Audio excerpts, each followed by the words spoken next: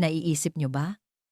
Ang isang anak ng isang makapangyarihang oil tycoon sa Saudi Arabia na may direktang koneksyon sa pamilyang Maharlika ay tatalikuran ng lahat para piliing pakasalan ang isang ordinaryong Pilipinong part-time na convenience store employee, at ang lahat ng ito ay dahil sa isang gabi, sa kanilang unang pagkikita, at sa isang di malilimutang pangyayari. Ano nga ba ang naganap sa gabing iyon na nag-udyok sa kanya na isuko ang bilyon-bilyong pisong yaman at isang kasunduang kasal sa isang prinsipe para sa isang simpleng Pilipinong lalaki? Ang kuwentong inyong maririnig ngayon ay ang pambihirang salaysay ni Fatima Al Saud mula sa Jeddah, Saudi Arabia. Oo, siya ay isang malayong kamag-anak ng kilalang pamilyang Al Saud. Kung interesado kayo sa nakakagulat na kuwentong ito, mag-subscribe na, i-like ang video, at i-on ang inyong notifications. Sa ganitong paraan, kayo ang unang makakatanggap ng mas marami pang kamangha-manghang kuwento ng mga international couple. Magandang araw. Ako si Fatima Al Saud, 28 taong gulang. Ang aking ama ang chairman ng Al Saud Petroleum, isa sa pinakamalalaking kumpanya ng langis sa Saudi Arabia, at ang aking ina ay malayong kamag-anak ng pamilyang Maharlika. Upang bigyan kayo ng ideya kung gaano kami kayaman, noong ako'y isinilang, nagtayo ang aking ama ng isang foundation sa ilalim ng aking pangalan. Sa aking ika-61 na kaarawan, niregaluhan niya ako ng isang purong Arabian na kabayo na nagkakahalaga ng mahigit 20 milyong piso. Sa aking ika-20 kaarawan, isang luxury apartment sa London para sa aking pag-aaral. Ngunit natuklasan ko sa edad na 25 na ang lahat ng ito ay isang gintong hawla. Enero ng taong 2022, sa isang hapunan ng aming pamilya, nagsalita ang aking ama na may di pangkaraniwang seryosong mukha. Fatima, naayos na ang iyong kasal. Sa sandaling iyon, nabitiwan ko ang aking gintong tinidor. Ama, ano po ang ibig ninyong sabihin? Ang iyong mapapangasawa ay si Prinsipe Khaled Al Maktoum, ang ikatlong anak ng pamilya Al Maktoum. Siya ay 48 taong gulang at mayroon ng 2 asawa. Ikaw ang magiging ikatlo niyang asawa, 48 taong gulang, 2 asawa, ikatlong asawa. Ang mga salitang iyon ay paulit-ulit na umikot sa aking isipan. Ama, ayoko pa pong mag-asawa, at lalong hindi sa isang lalaking mayroon ng ibang asawa. Naging matigas ang boses ng aking ama. Fatima, hindi ito personal na usapin. Ito ay isang pagsasanib ng ating angkan at ng pamilyang Maharlika. Isa itong karangalan na hindi mo maaaring tanggihan. Nang gabing iyon, umiyak ako sa aking silid hanggang sa mabasa ang aking unan. At bigla, may pumasok sa aking isipan. Oo, isang Filipino teleserye. Forevermore, On the Wings of Love. Ito ang mga palabas na palihim kong pinapanood. Doon, nakita ko kung paano igalang, protektahan, at mahalin ng mga lalaking Pilipino ang mga babae. Isang mundong malayong-malayo sa Saudi Arabia. Tama. Pupunta ako sa Pilipinas. Kinabukasan, kinausap ko ang aking ama. Ama, mayroon po akong mungkahi. Anong mungkahi? Bago ang kasal? Payagan niyo po akong mag-aral sa Pilipinas sa loob ng 6 na buwan. Kung matututunan ko ang kanilang mga makabagong pamamaraan sa negosyo, tiyak na makakatulong ito sa mga negosyo ni Prinsipe Khaled. Pilipinas? Bakit sa dinami-rami ng lugar? Sa Pilipinas pa. Gusto ko pong pag-aralan ang business strategy ng mga kumpanyang tulad ng San Miguel, Ayala, at SM. Bukod pa roon, sikat na sikat ang kulturang Pilipino, pati na ang kanilang mga beach at pagkain sa mga kabataan sa Saudi ngayon. Mukhang nag-iisip ang aking ama. At nakapasa na po ako sa MBA program ng isang kilalang unibersidad doon. Lihim akong nag-apply at natanggap. Pagkatapos ng ilang sandali, nagsalita ang aking ama. 3 buwan, walang labis, walang kulang. Pagdating ng Setyembre, babalik ka para simulan ang paghahanda sa kasal. 4 na buwan po sana, para matapos ko ang isang buong semester. Sige, 4 na buwan. Ngunit mangako ka, babalik ka. Opo, Ama. Pangako. Siyempre, iba ang nasa isip ko. Mayo 2022. Dumating ako sa Maynila. Marunong ako ng kaunting Tagalog dahil sa panonood ng mga teleserye. Ngunit hindi pa ako ganoon kahusay. Isang linggo matapos magsimula ang aking klase sa graduate school, isang gabi ay nag-aral ako hanggang hating gabi sa library. Nagutom ako. Kaya pumasok ako sa isang convenience store malapit sa aking dormitoryo. Ano kaya ito? Kahit nakakabasa ako ng kaunting Tagalog, napakaraming pagpipilian ng instant noodles at hindi ako makapili. Habang nag-aalinlangan ako, narinig ko ang isang boses mula sa aking likuran. May kailangan po ba kayo, ma'am? Paglingon ko, nakita ko ang isang binatang nakasuot ng uniforme ng convenience store. Sa kanyang name tag, nakasulat ang Kiko Santos. Ah, oo. Alin ba ang masarap dito? Dayuhan po kayo? Kumakain po ba kayo ng maanghang? Oo. Okay lang. Kung ganoon po, ito ang inirerekomenda ko. Masarap at malinamnam ang sabaw niyan. Lamangan nilang takaa, tinulungan niya akong pumili at nilagyan pa niya ito ng mainit na tubig. Salamat. Ang bait mo naman. Wala po iyon. Taga-university po ba kayo? Business management student din po ako. 4th year. Talaga? Nasa business graduate school naman ako. Isang pambihirang pagkakataon. Nang gabing iyon, nagkuwentuhan kami habang kumakain ng instant noodles sa maliit na mesa ng convenience store. Mula noon, 3 hanggang 4 na beses, sa isang linggo akong bumibisita sa convenience store na iyon dahil gusto kong makita si Kiko. Gustong-gusto ko ang ngiti niya tuwing sasalubungin niya ako ng, "Nandito na naman po pala kayo." Isang araw, tinanong ako ni Kiko, "Kung okay lang po sa inyo, may oras po ba kayo bukas? Ililibot ko po kayo sa campus. Marami akong alam na mga kainan na masasarap at tago." At doon nagsimula ang aming unang date. Habang naglalakad kami sa campus, palagi niya akong inaalala. "Mainit po? Okay lang po ba kayo? Gusto niyo po sa lilim tayo? Nauuhaw po ba kayo? Gusto niyo po magkape?" Hinding-hindi ganito magtanong ang mga lalaki sa Saudi Arabia. Para sa kanila, natural lang na ang babae ang sumunod sa lalaki. "Ano po ang gusto ninyong kainin para sa tanghalian? Baka po may mga bawal kayong kainin dahil sa inyong relihiyon?" Saglit akong natigilan, ngunit nagsabi ako ng totoo. "Ah, Muslim kasi ako. Hindi ako kumakain ng baboy." "Ah, ganoon po ba? E di doon tayo sa isang kainan na may masasarap na seafood at manok. May alam po ako." Talagang namangha ako. Walang bahid ng pag-aalinlangan, natural na natural ang kanyang pag-aalala. Isang araw, hirap na hirap akong magbuhat ng mabibigat na libro. Tumakbo si Kiko palapit sa akin. "Ako na po ang magbubuhat niyan. Saan po ba ang punta ninyo?" "Naku, wag na. Okay lang. Mabigat po iyan. Mahihirapan po kayong mag-isa. Tulungan ko na po kayo." Sa Saudi Arabia, hindi ko pa nakitang isang lalaki ang nag-alok na magbuhat ng gamit ng isang babae. Sa katunayan, karaniwan doon na ang babae ang namamalengke at nagbubuhat ng mga pinamili. May isa pang pagkakataon. Noong ako ay nagkasipon, "Miss Fatima, parang iba po ang boses ninyo. May sipon po ba kayo?" "Oo, kaunti."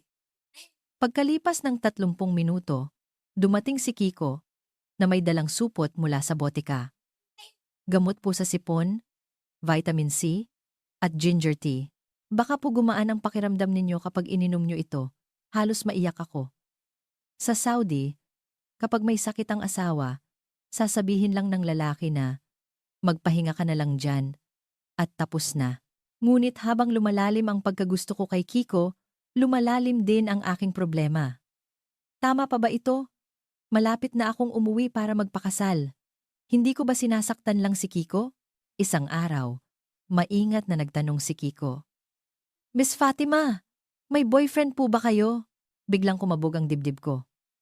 "Ah, wala." Pagsisinungaling iyon. Sa katunayan, para na rin akong may fiancé. Kung ganoon po, Pwede po ba kitang ligawan? Sa sandaling iyon, nagpa siya akong maging tapat. Kiko, ang totoo, kailangan ko nang bumalik sa Saudi Arabia at kailangan kong magpakasal sa lalaking pinili ng pamilya ko. Biglang lumungkot ang mukha ni Kiko. Ganoon po ba? Kung ganoon, tayo. Pasensya na. Dapat sinabi ko sa'yo mula pa sa simula. Mahabang katahimikan ang namagitan sa amin. Pagkaraan, nagsalita si Kiko. Kahit na ganoon, habang nandito ka pa sa Pilipinas, pwede pa rin ba kitang gustuhin? Lumipas ang halos isang buwan. Isang araw, biglang bumuhos ang malakas na ulan at natrap ako sa library nang walang payong. Miss Fatima, nasa library po kayo, di ba? Dadalhan ko po kayo ng payong. Agad na dumating si Kiko. Naglakad kami sa ilalim ng iisang payong.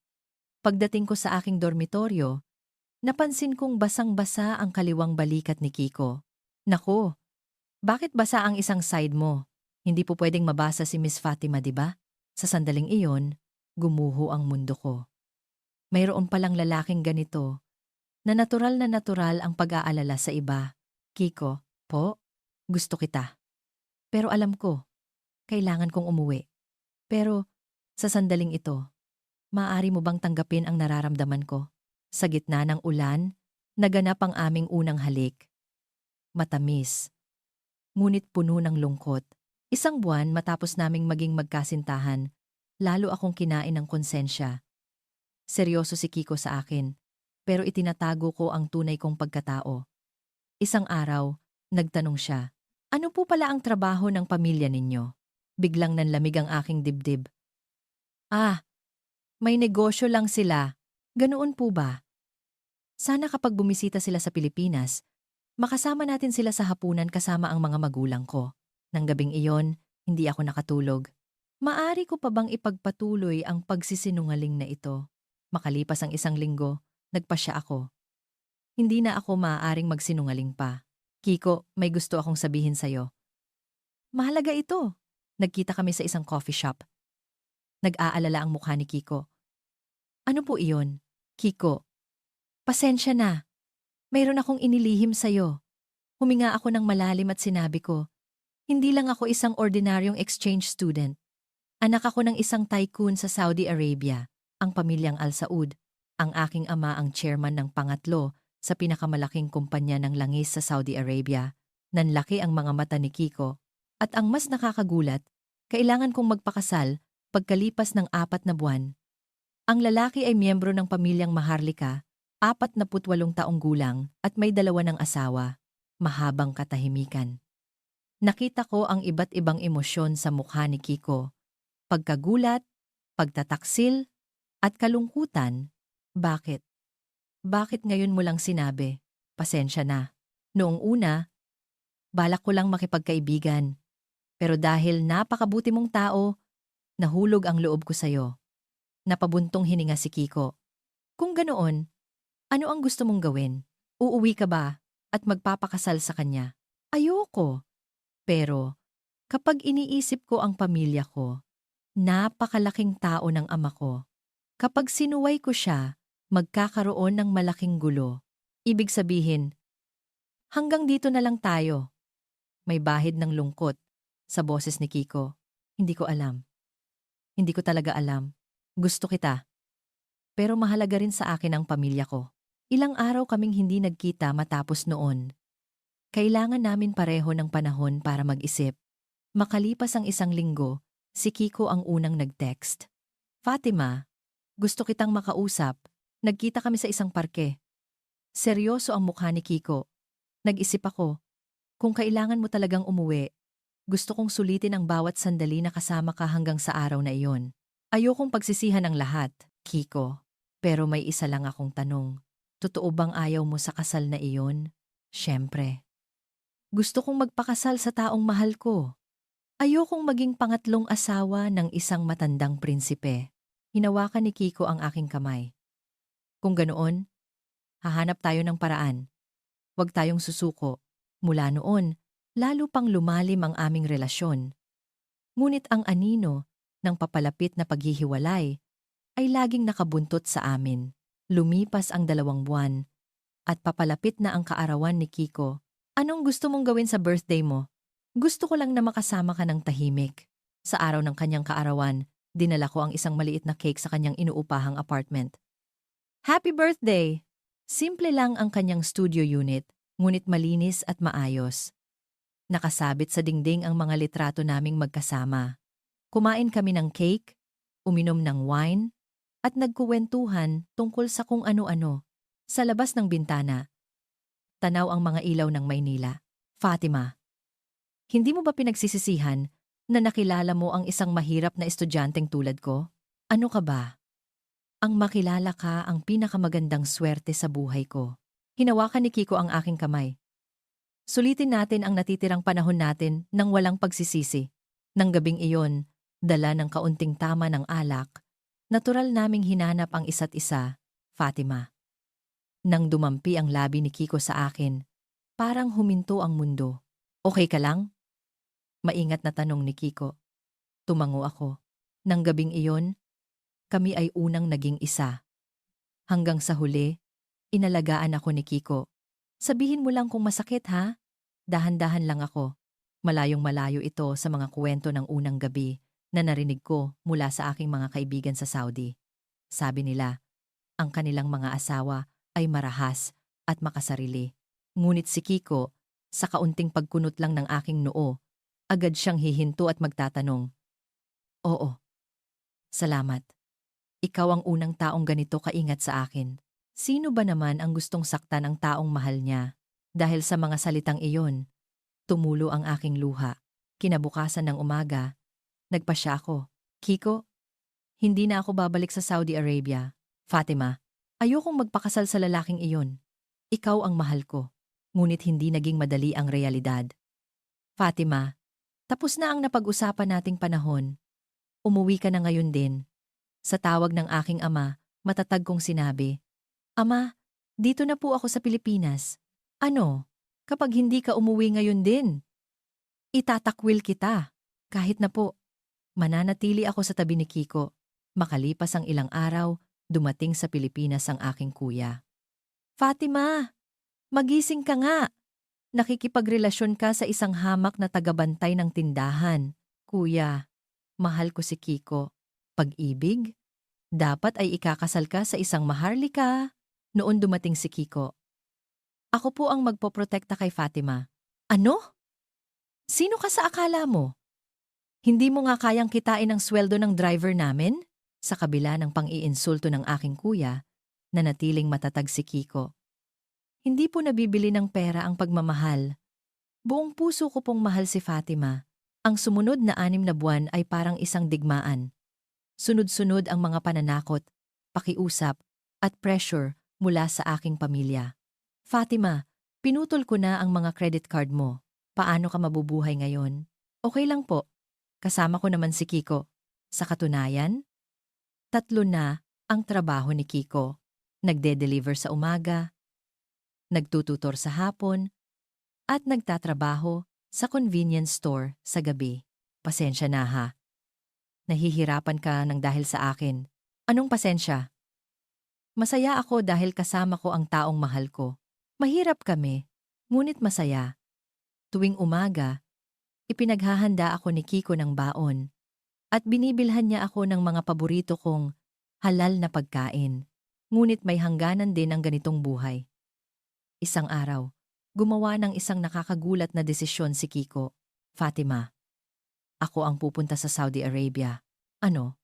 Bakit? Kakausapin ko ng personal ang iyong ama para formal na hingin ang kamay mo. Baliw ka ba?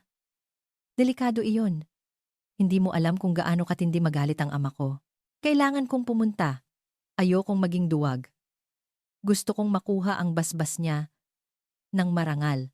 At sinimulan ni Kiko ang isang pambihirang paghahanda.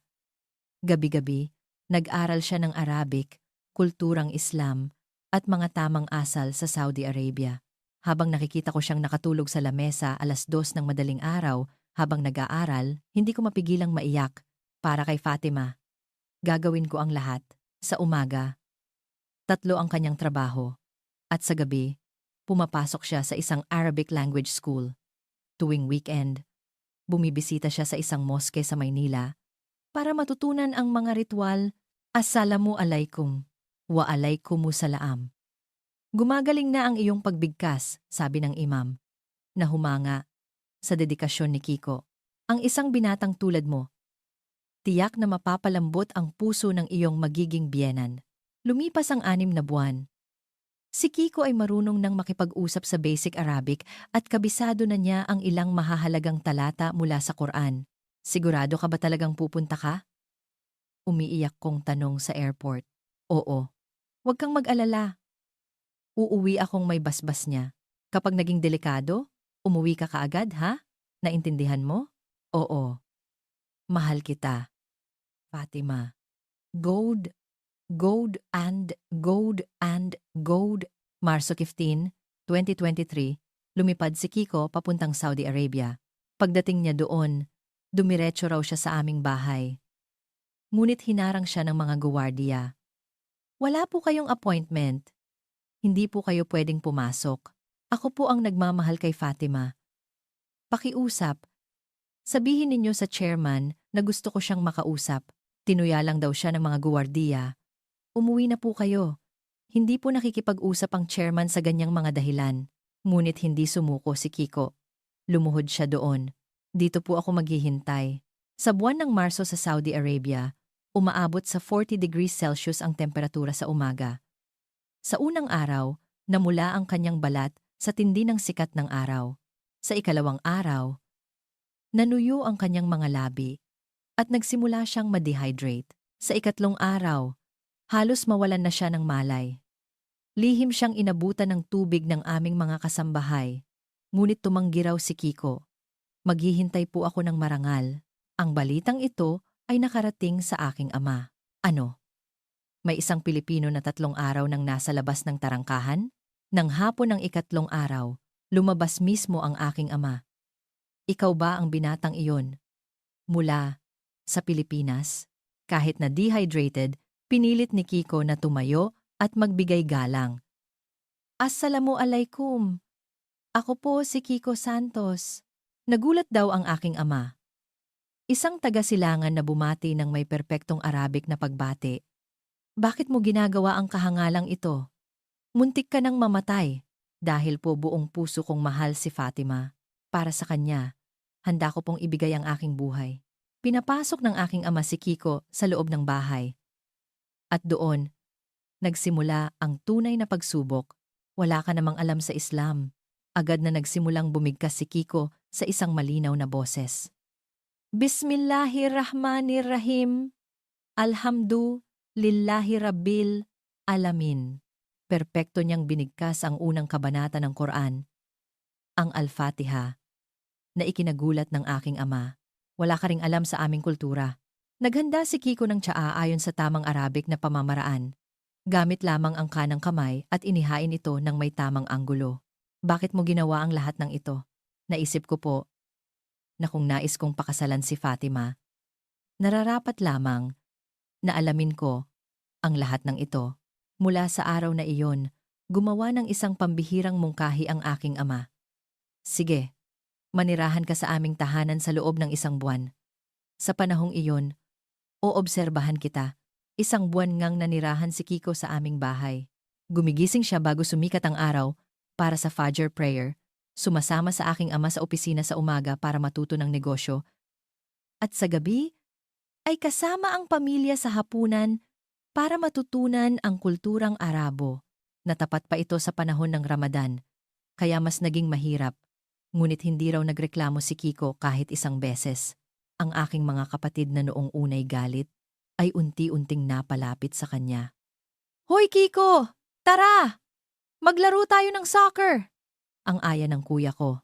Ang aking ina ay humanga nang makitang tumutulong si Kiko sa paghuhugas ng pinggan sa kusina. Hinding-hindi ginagawa ng mga lalaking Saudi ang gawaing kusina, pati ang aking striktang lola ay bumilib kay Kiko. Malinis ang mga mata ng binatang iyan. Ramdam kong tunay ang pagmamahal niya kay Fatima. Nang patapos na ang 1 buwan, ibinigay ng aking ama ang huling pagsubok. Gumawa ka ng business plan para sa pagtatayo ng branch ng aming kumpanya sa Pilipinas. Sa loob ng isang linggo, isang imposibleng gawain. Ngunit nagpuyat si Kiko at natapos ang plano. Isang 50 pahinang report na pinamagatang New Market Expansion Strategy through Philippines Middle East Cultural Exchange na nakasulat sa 3 wika, Arabic, English, at Filipino. Matapos basahin ng aking ama ang buong report, nanahimik siya sandali. Kiko, po, Chairman. Mula ngayon, Ama, na ang itawag mo sa akin. Po? Isang karangalan na magkaroon ng manugang na tulad mo. Pinapayagan ko na ang kasal ninyo ni Fatima. Agad daw na yumukod ng malalim si Kiko sa paraang Pilipino. Salamat po, Ama. Pinapangako ko po, habang buhay kong papaligayahin si Fatima. Noon tumawag ang telepono. Galing kay Kiko. Fatima! Nagawa natin! Pumayag na si Ama. Habang hawak ang telepono, humagulgol ako sa tuwa, luha ng kaligayahan. Matagal akong umiyak kahit tapos na ang tawag dahil sa sobrang saya. At sa wakas, sa gaan ng loob, kinabukasan, bumalik si Kiko sa Pilipinas. Sa airport, hindi namin pinansin ang mga tao sa paligid at nagyakapan kami ng mahigpit. Nagawa mo nga! Salamat, Kiko! Simula pa lang ito. Kailangan nating magsumikap pa. Makalipas ang 1 linggo, tumawag sa video ang aking ama, Fatima. Kiko. Opo, Ama. Pumapayag ako sa kasal. Pero may ilang kondisyon. Tumango si Kiko na may kaba. Una, magdaraos kayo ng kasal na gumagalang sa tradisyon ng parehong bansa. Siyempre po, Ama. Pangalawa, hindi mo hahayaang mawala ang dangal ni Fatima bilang anak ng aming angkan. Pangako po. Pangatlo, sandaling huminto ang aking ama. Narinig kong tinanggihan mo ang tulong pinansyal. Opo. Nais po naming magsimula sa sarili naming pagsisikap. Pinahahalagahan ko ang iyong prinsipyo, ngunit hindi ko kayang makitang nahihirapan ang aking anak. May iba akong alok. Hindi ba't sinabi mong magtatayo ka ng negosyo para sa cultural exchange ng Pilipinas at Saudi Arabia? Ako ang magbibigay ng paunang puhunan. Ngunit, dapat mo itong bayaran kasama ang interes sa loob ng 5 taon. Kung mabigo ka, babalik si Fatima sa Saudi Arabia para pamahalaan ang negosyo ng pamilya. Biglang tumindi ang tensyon. Hinigpitan ni Kiko ang hawak sa aking kamay. Naiintindihan ko po. Sa loob ng 5 taon, tinitiyak kong mababayaran ko ito at gagawin ko itong matagumpay. Sa unang pagkakataon, ngumiti ang aking ama. Gusto ko ang tapang na iyan. 2 buwan ang lumipas, nagkita ang aming mga magulang sa Maynila. Welcome po! Salamat po sa paglalakbay mula Saudi Arabia, magalang na bati ng tatay ni Kiko. Kami po ang nagagalak na makilala ang isang napakabuting manugang. Sagot ng aking ama. Agad na naging magkaibigan ang aming mga ina. Tiyak na napakaganda ng magiging manugang ko kapag nagsuot ng Filipiniana. Ang petsa ng kasal ay itinakda sa Oktubre 2023. Isa sa Pilipinas at isa sa Saudi Arabia. Oktubre 15, 2023, dumating ang araw ng aming kasal sa Pilipinas. 5:00 pa lang ng umaga, nagsimula na ang paghahanda sa isang salon. Wow, ate! Ang ganda ng kutis mo. Ang ganda ng kapit ng makeup, puri ng makeup artist. Nakasuot ako ng isang eleganteng Filipiniana gown na may burda. Ate Fatima, halika rito. Aayusin ko ang belo mo, sabi ng kapatid na babae ni Kiko. Nang tumingin ako sa salamin, hindi ko nakilala ang aking sarili. Para na akong isang tunay na Pilipinang nobya. Bakit nanginginig ang mga kamay ko? Natural lang iyan. Ganyan din ako nanginginig noong ikinasal ako. Pero, ate, ang ganda-ganda mo. Mas bagay pa sa'yo ang Filipiniana kaysa sa mga Pilipina. Habang nasa bridal car papunta sa venue, halos lumabas ang puso ko sa sobrang kaba. Nang bumukas ang pinto ng simbahan at nagsimula akong maglakad sa aisle, nagtama ang aming mga mata ni Kiko. Tumulo ang luha mula sa kanyang mga mata. Halos hindi siya makapagsalita habang nakatingin sa akin. Fatima, Ang, ang ganda-ganda mo, pabulong niyang sabi. Narinig ko ang mga bulungan mula sa mga bisita. Tingnan mo ang bride. Ang ganda. Mas nagiging mystical ang itsura ng isang dayuhan kapag nakasuot ng Filipiniana, no? Matapos ang seremonya, nagtungo kami sa reception. Ang venue ay puno ng mga pagkaing Pilipino sa isang dako at mga pagkaing halal naman sa kabilang dako, espesyal na inihanda para sa aming pamilya. Wow! Ito pala ang sikat na lechon? Napakalambot at napakasarap, sabi ng aking ina. Itinaas naman ng aking ama ang kanyang hinlalaki habang kumakain ng kare-kare. Pagkaing Pilipino. A very good. Nang maging masigla na ang party, lumapit ang aking mga pinsan. Ate, ang ganda ng suot mo. Gusto rin naming subukan iyan minsan. Ang aking ina. At ang ina ni Kiko ay naging matalik na magkaibigan. Balae, maaari mo ba akong turuan kung paano magluto ng adobo? Siyempre, balae. Gusto rin daw matuto ni Fatima. Nang patapos na ang reception, tinawag ng aking ama si Kiko. Kiko, handa na ba ang lahat para sa kasal sa Saudi? Sa susunod na buwan? Opo, ama. Pinaghahandaan ko pong mabuti. Mabuti. Ang mga bisita natin doon ay aabot ng 500. Hindi ka ba nabibigatan? Hindi po. Gagawin ko po ang lahat ng aking makakaya. Matapos ang kasal sa Pilipinas, may 1 buwan kami bago ang kasal sa Saudi. Sa panahong iyon, mas lalo pang nagsikap si Kiko na mag-practice ng Arabic. Mag-aaral ka na naman hanggang madaling araw? Oo. Gusto kong maging perpekto. Hindi ako pwedeng magkamali. Sa harap ng pamilya mo, tinulungan ko siya sa pagiging private tutor niya araw-araw. Gumaling na talaga ang pronunciation mo. Halos perpekto na. Inihanda rin namin ang isusuot ni Kiko para sa kasal sa Saudi. Ito ang tinatawag na bisht. Isang espesyal na damit na isinusuot ng mga maharlika. Wow!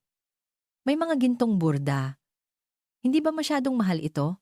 Espesyal na araw ito. Tiyak na napakagwapo mo kapag isinuot mo iyan. Dumating ang araw ng aming pag-alis. Sa Enaiya, nagpaalam kami sa mga magulang ni Kiko. Itay! Inay! Aalis na po kami. Mag-iingat kayo. Kiko, alagaan mong mabuti ang asawa mo. Opo, inay. Huwag po kayong mag-alala. Sa eroplano, may binubulong-bulong si Kiko. Bismillahirrahmanir. Rahim. Kiko, okay ka lang? Oo. Medyo kinakabahan lang ako. Magbibigay ako ng speech sa Arabic sa harap ng mga maharlika sa Saudi.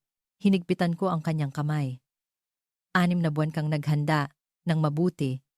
Tiyak na magiging maayos ang lahat. Salamat. Dahil sa'yo, lumalakas ang loob ko. Pagkatapos ng 13 oras na biyahe, dumating kami sa Riyadh. Sa airport, isang napakalaking delegasyon ang sumalubong sa amin. 10 Rolls-Royce Phantom at mahigit 100 security personnel. Ang aming tutuluyan ay ang Royal Suite ng pinakamagarang hotel sa Riyadh. Fatima! Pagbukas ng pinto, tumakbo ang aking ina at niyakap ako. Anak ko, kumusta ka na? Namiss kita. Namiss din po kita, inay. Bago ang araw ng kasal, may espesyal na seremonya para kay Kiko. Ano ito? Isang tradisyonal na ritual para linisin ang groom bago ang kasal. Isinuot ni Kiko ang tradisyonal na damit at naligo sa isang silid na may insenso. Sa araw ng kasal, ang buong hotel ay naging aming wedding venue. Wow! Para siyang isang tunay na prinsipe ng silangan. Nang pumasok si Kiko na nakasuot ng puting thobe at bisht na may gintong burda, lahat ng bisita ay namangha.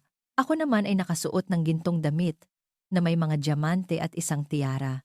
Nagsimula ang panunumpa. Bismillahirrahmanirrahim. Nagsimula si Kiko sa isang malinaw na boses sa Arabic. Ako, si Kiko Santos, sa ngalan ni Allah, ay tinatanggap si Fatima Al Saud bilang aking asawa. Mamahalin siya, igagalang, at poprotektahan ang kanyang kultura at tradisyon.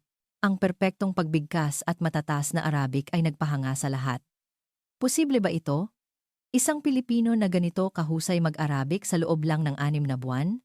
Matapos ang panunumpa, niyakap ng aking ama si Kiko. Anak na kita ngayon. Isang tunay na miyembro ng pamilyang Al Saud. Sa reception, may surpresang anunsyo ang aking ama.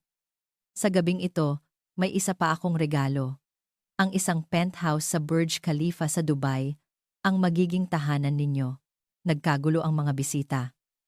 Ang penthouse na iyon ay nagkakahalaga ng mahigit 4 na bilyong piso. Ngunit tumayo si Kiko. Maraming salamat po, Ama. Ngunit magalang ko po itong tatanggihan. Tinanggihan mo na ang tulong pinansyal. Pati ba naman ang bahay? Opo. Nais po naming magsimula sa aming sariling paraan, kahit sa maliit na lugar. Ang puhunan na ibinigay ninyo ay babayaran namin sa loob ng 5 taon ayon sa ating kasunduan. Nagulat sandali ang aking ama, ngunit bigla siyang tumawa ng malakas. Hindi nga ako nagkamali sa'yo. Ipinagmamalaki ko ang manugang kong may ganitong prinsipyo. Nagpalakpakan ang lahat. Pagbalik namin sa Pilipinas, umupa kami ng isang maliit na opisina malapit sa BGC. Dito tayo magsisimula. Dito tayo magsisimula. Oo, maliit man. Ito ang ating kastilyo. Sa araw na isinabit namin ang signboard na Philippines-Arabia Bridge, sinabi ni Kiko, Fatima, sa loob ng 5 taon, magiging numero 1 tayo sa industriyang ito at makukuha natin ang buong pagkilala ni Ama. Napakhirap ng unang buwan. Wala kaming kahit isang kliyente. Okay lang iyan. Simula pa lang ito. Maagang umaalis si Kiko para maghanap ng kliyente, habang ako naman ay gumagawa ng mga business proposal sa opisina. Sa 3 buwan, sa wakas, tumunog ang telepono. Hello, nag-aalok po ba kayo ng Halal Certification Consulting? Isang tawag mula sa isang medium-sized na kumpanya ng cosmetics. Nagpuyat kami para ihanda ang proposal. Naging matagumpay ang aming presentasyon. Gusto naming kunin ang inyong serbisyo. Ang unang proyekto namin ay nagkakahalaga ng 10 milyong piso. Nagyakapan kami at umiyak. Mula noon, kumalat na ang balita. Doon sa kumpanyang iyon, ang mismong prinsesa ng Saudi ang consultant at ang asawa niyang Pilipino. Perpekto ang Arabic! Ang aming benta sa unang taon ay umabot sa 40 milyong piso. Sa kasalukuyan, 2025, binabayaran pa rin namin ang utang namin sa aking ama. Nabayaran na natin ang 100 milyong piso kasama ang interes ngayong buwan. Mahigit 4 na lang milyon na ang nabayaran natin. Noong una ay napakahirap. Ngunit ngayon ay unti-unti nang lumalago ang aming kumpanya. Ang aming empleyado na dati 3 lang ay 30 na ngayon. Ama, ito na po ang report para sa quarter na ito. Lumago po tayo ng 20% higit sa inaasahan. Tuwing nagre-report ako sa aking ama sa video call, napupuno ako ng pagmamalaki. Magaling. Mukhang mababayaran ninyo lahat sa loob ng 5 taon. Opo, Ama. Tingin ko po, sa loob ng 4 na taon ay posible ang aming anak na si Yusuf, na isinilang noong nakaraang taon, ay nagsisimula ng maglakad. Sa kanyang binyag, dumating ang parehong pamilya para magdiwang. Ang apo ko, bagay na bagay ang barong at ang damit Arabo. Tuwing weekend, tumatawag kami sa mga magulang ni Kiko. Inay, si Yusuf po, marunong nang magsabi ng lola, kahit abala sa kumpanya. Laging pamilya ang inuuna ni Kiko. Uuwi ako ng maaga ngayon. Kailangan kong paliguan si Yusuf. Salamat. Ikaw ang pinakamagaling na asawa. Kahapon, habang kausap ko ang aking ama sa telepono, sinabi niya, Fatima, si Kiko ay talagang masipag. Mukhang tama ang naging pagkilatis ko sa kanya. Siyempre po, Ama. Si Kiko ang pinakamagaling na tao. Kahit binabayaran pa namin ang aming utang, masaya kami. Ang aming maliit na apartment ay puno ng pagmamahal at araw-araw kaming sabay na lumalago. Mga kaibigan, ito ang dahilan kung bakit tinalikuran ko ang lahat para sa isang lalaking Pilipino. Ang tunay na pag-ibig ay nagbibigay ng lakas upang harapin ang anumang pagsubok sa buhay. Magagaling man ang mga lalaki sa mga teleserye, ngunit mas higit pa ang mga totoong lalaking Pilipino. Nagustuhan niyo ba ang aking kwento? Sa susunod na linggo, isa na namang pambihirang kwento ng isang international couple ang aming ihahatid.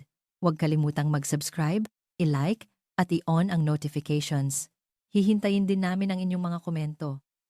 Hanggang sa susunod na kwento. Salamat po.